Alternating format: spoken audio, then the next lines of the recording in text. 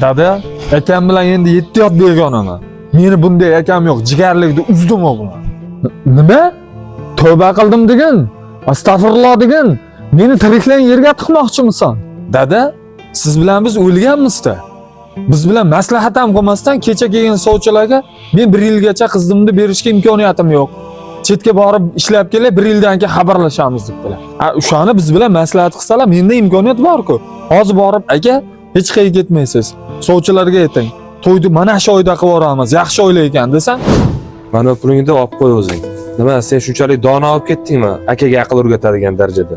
Men qachon imkoniyatim bo'lsa, o'shanda qizimni chiqaraman. Men sendan qarz bo'lishni xohlamayman. qarz deysiz, aka. Aka, mashinani urib kelganimda dadamning vajohatini ko'rib, nimaga men urdim degansiz?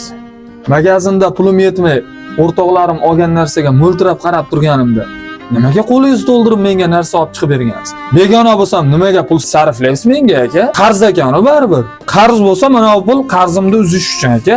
Pulingni yo'qot deyapman men senga. Hali mendaqa fikrlashingga ancha bor. Bo'ldi. Begona ekanmiz, mendan qarz bo'lar ekanlar, uzdim aloqani ekan. Akang biz bilan maslahat qilmabdimi? Hozir men telefon qilaman. Dadammi?